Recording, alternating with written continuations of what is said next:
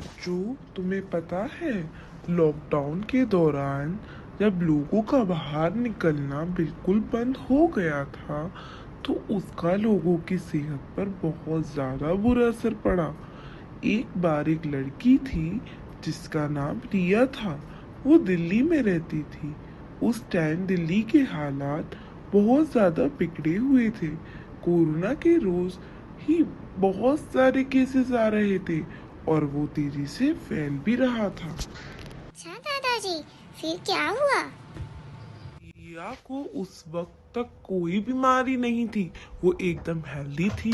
लेकिन जब लॉकडाउन के दौरान उसका ऑफिस के काम घर से ही होने लगा, जिसमें उसे अपने काम के लिए घंटों कंप्यूटर के सामने बैठना पड़ता था, इस सब वजह से उसकी कोई भी फिजिकल एक्टिविटी नहीं हो पा रही थी। उसकी सेहत दिन ब दिन खराब सी होती जा रही थी। उसके दिमाग में हमेशा बस नेगेटिव थॉट्स आते रहते थे। वो हमेशा टेंशन और फिक्र में रहती थी। उसे पता था ऐसे रूटीन के साथ वो ज़्यादा दिनों तक नहीं रह पाएगी और उसकी तबीयत ज़्यादा खराब हो जाएगी। तो उसने सोचा कि उसे अपना रूटीन बदलना पड़ेगा। दादाजी, रिया ने अपना रूटीन कैसे बदला?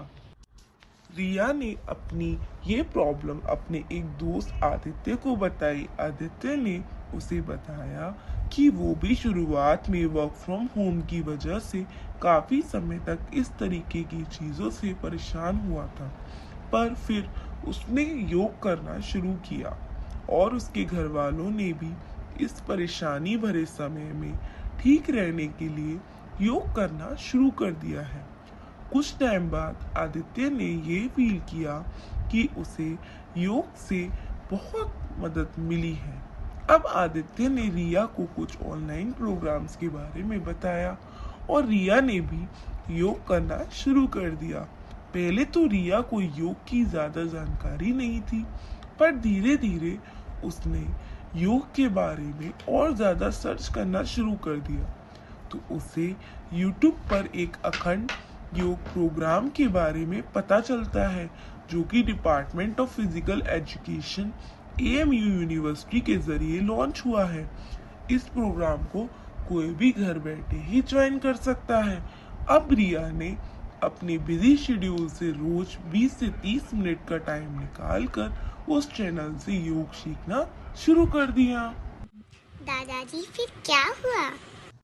धीरे धीरे टाइम गुजरा और रिया को इस बात का एहसास हुआ कि उसकी सेहत अब बेहतर हो रही है और उसका माइंड भी धीरे धीरे अब रिलैक्स फील कर रहा है और उसे अब पहले जैसी प्रॉब्लम कम हो रही है। रिया को अब पहले की तरह कमजोरी महसूस होना, बुरे ख्याल आना और परेशान फील होना कम हो गया है, बल्कि अब वो डेली बहुत फ्रेश, एक्टिव और पॉजिटिव फील कर पा रही है। अब जैसे जैसे कोरोना ठीक हो रहा था, तो रिया के दोस्त आदित्य ने उसे सजेस्ट किया कि वो अब ऑनलाइन प्रोग्राम छोड़कर उसे ऑफलाइन जाकर भी अटेंड कर सकती है। वहाँ से उसे योग के आसन और प्राणायाम के बारे में भी बहुत ज़्यादा जानकारी मिलेगी। अरे अरे वाह वाह दादाजी। दादाजी!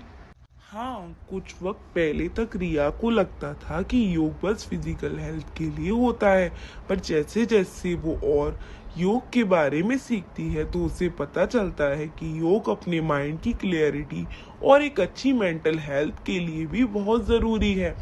रिया अब बहुत महीनों से योग कर रही है, तो उसे अब योग प्रोग्राम में और भी लोग मिलते हैं, तो उसने उन लोगों से और भी बहुत कुछ योग के बारे में सीखा। धीरे धीरे टाइम गुजरने के बाद रिया को बहुत गहराई से योग की नॉलेज होने लगी।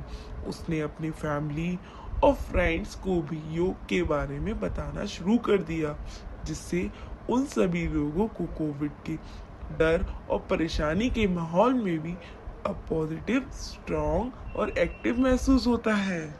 ये तो रिया दीदी ने अच्छा किया दादाजी।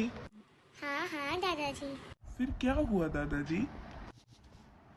अब रिया अपने दोस्त आदित्य का शुक्रिया अदा करती है और उसे बताती है उसने अखंड योग प्रोग्राम से योग के बारे में बहुत कुछ सीखा है, वो जिंदगी भर उसे इस्तेमाल करेगी।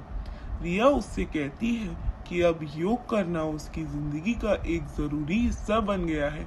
वो बहुत खुश है योग के बारे में इतना सब सीखकर, और अब वो आगे भी योग से ऐसे ही जुड़ी रहेगी।